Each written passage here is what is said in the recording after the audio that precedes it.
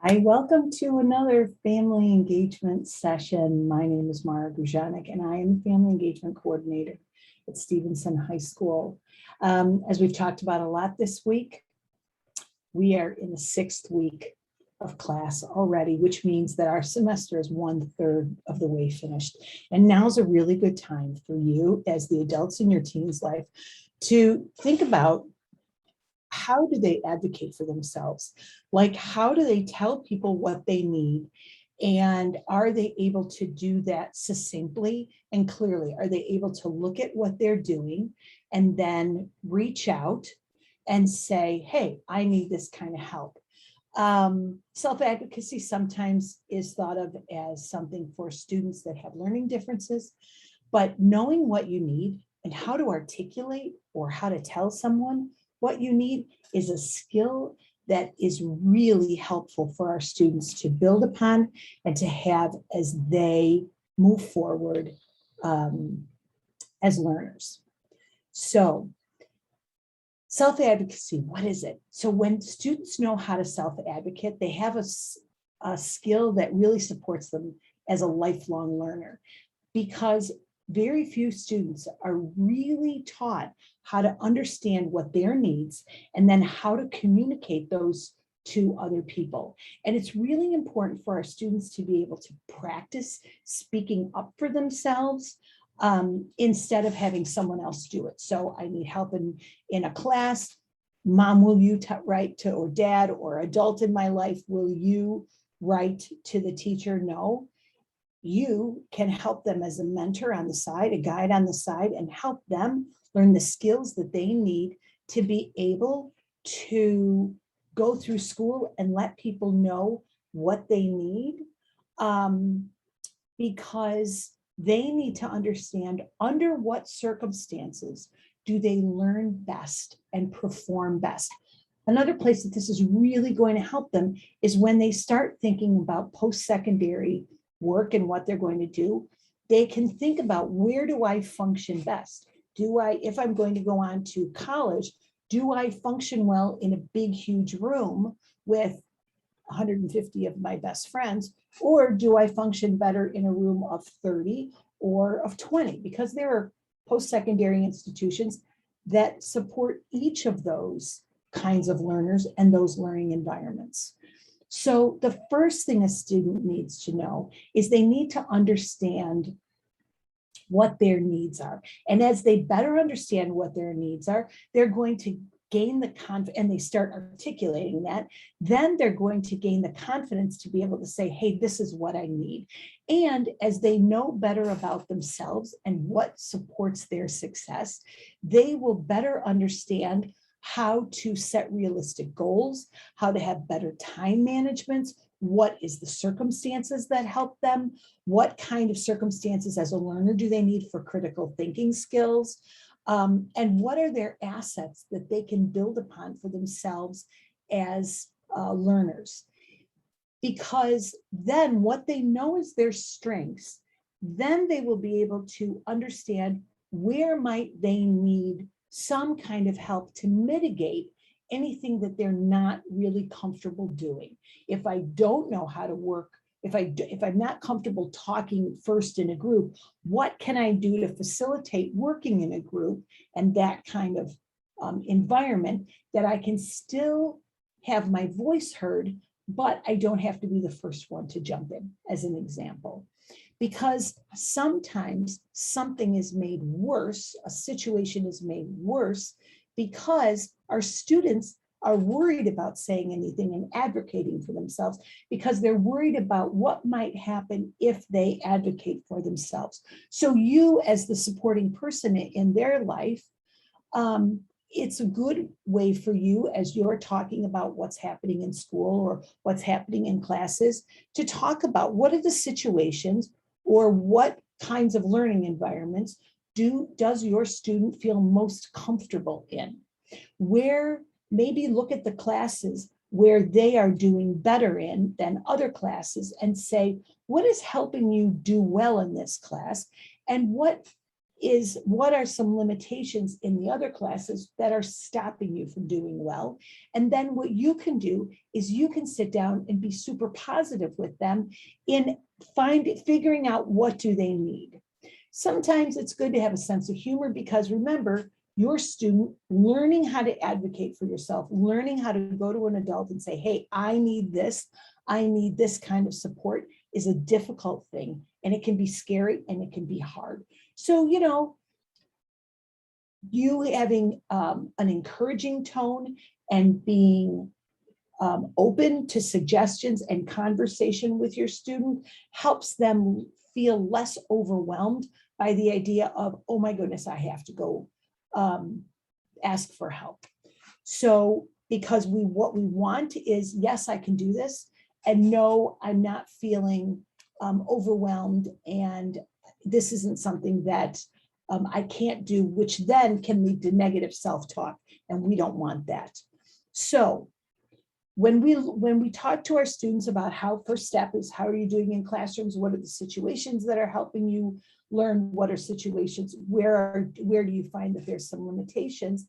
Then the second step is first know yourself. Where do you do well? Second is where can I locate resources?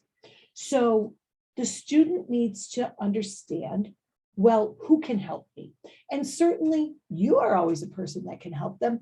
But what we're trying to do is build skills in our students that they can take with them when you are not around, right? So when they may go to a post-secondary institution, a college or a university, or another learning place where maybe they don't come home at the end of the night and talk to you about learning, how can they learn those skills? And high school is the best time for them to learn those skills. So the first thing they need to think about is, who has the power to do something for me? So that's usually a teacher or a tutor or something like that. Who has the knowledge to help me? And who has the ability to make this happen, right? So who are my people that I can go to at Stevenson that can help me? If you're sitting down with your student and they're in one of those, like, I don't know how to do this and I don't know how to locate a resource and I don't know who it is, then you can say to them, like, who at Stevenson would be a fallback person for you to ask for help with whatever this is? Because sometimes it may not be something that with class that they're having a problem with. Maybe it's something with a co-curricular or something like that. Let me just give you a piece of advice. Your fallback all the time, if your student does not know where to go, is your student's counselor. Number one fallback all the time is the counselor. If you're not sure who can help your student, the counselor is always the person to go to that will help them access or help them access those resources. But what you can do with your student is you can help them clarify their need. So to say, I just didn't get the homework doesn't do very much good if it's a lengthy homework, or I don't know how to write that essay.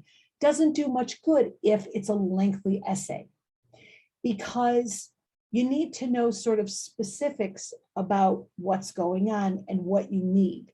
You need to be able to work with your students to say, so what do you need in this situation? And then who are the people you can go to? If you have a student who does better with a list of names to go to, it's a good idea to sit down with them and find those resources.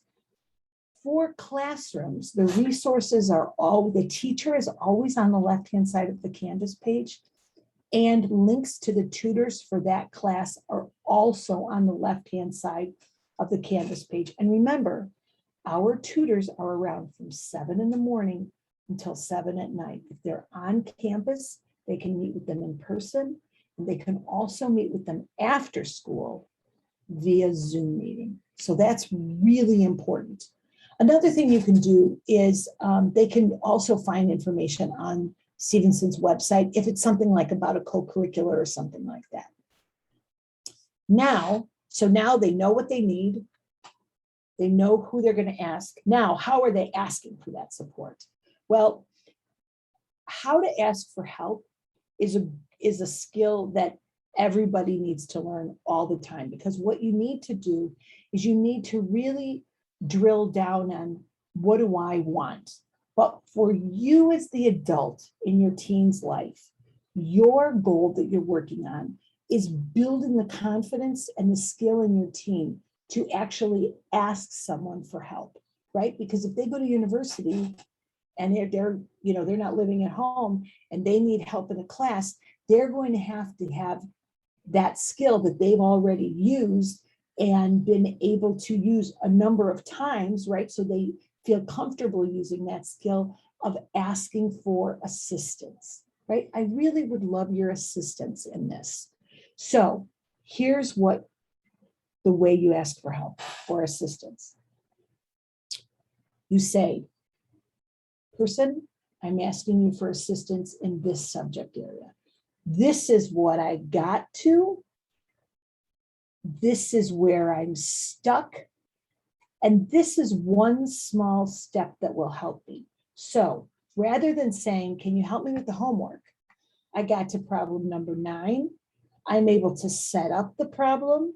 I'm able to do the first couple of calculations, but I can't figure out after I carry the 1 what I do, as an example.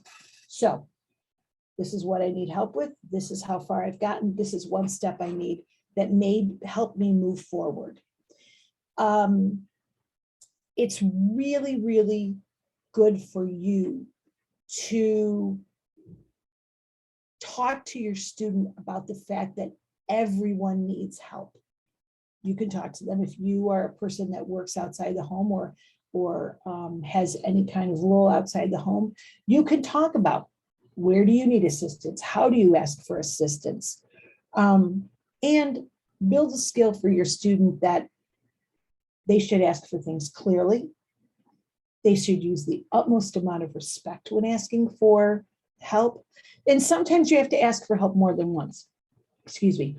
Sometimes you have to ask for help more than once. Sometimes you have to say, hey, I'm just wondering if you can help me with this.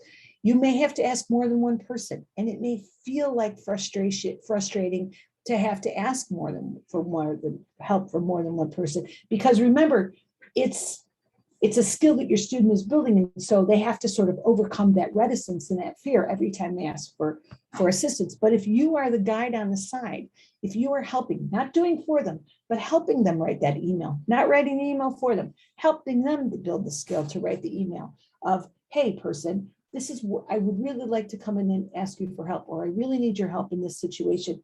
This is how far I've gotten. This is where I'm stuck. This is the one thing I need. Then if they ask that appropriately and they ask that with respect, then more than likely they're going to get what they need. Another thing for us to remember is our teens are sometimes studying various hours of the day. And so we have to remember that we have to give enough lead time for someone to answer a question. So maybe if we're studying late into the night and it's 11 o'clock at night, when we wake up at 7 in the morning and the teacher hasn't answered us, it's not that the teacher doesn't want to answer you. It's probably because the teacher was asleep or the tutor was asleep. So it's important for you then in that situation is to remind your student it's not the end of the world. They're going to get through this. We're going to do it together. We're going to build the skill together, because remember, this is a skill that we have to build. It's like riding a bike. It takes a few times to do it before you feel comfortable enough to do it on your own. So where can you get support from Stevenson? You could always get support from the teacher, the classroom teacher, and also the tutors. Remember, we talked about the fact that there's linked to the teacher's email and to the tutors on the left side of your student's Canvas page for their classroom, if it's an academic subject. If it's a personal situation, or it's something around co-curriculars, or it's a social situation, something like that, your student has an SST that has a social worker, guidance counselor, a dean, and a psychologist. That team meets once a week. Your student can always reach out to them and be like, hey, look, I need help with this, or I'm not feeling good about this. If you could give me a little bit of help, I would appreciate it. If your student is having problems with research, anything like that, there are librarians in the ILC that are happy to help them. Your student can reach out to them. And of course, if your student is having a problem with any of the technology that Stevenson gives them, encourage them to go to the Smart Desk that's located in the link at Stevenson High School. I believe they can also email the Smart Desk if they want to. Please, please, please don't forget about the importance of your counselor. Your counselor is the window to the rest of the school for your family and especially for your team. Your counselor is with your family for all 4 years that you're at Stevenson High School. And it's really a good idea for you to form a relationship with them so that you can really best support your student through a collaborative relationship with your counselor at Stevenson. I want to thank you very much for joining me today. We will not have a family short tomorrow because it's Friday, but we will come back next Monday at noon and have another family short. You can look for the topics for those shorts in the weekly email for the E-Minuteman that comes out tomorrow. I hope you have a great weekend, and I will look forward to seeing you on Monday. Take care and have a great day.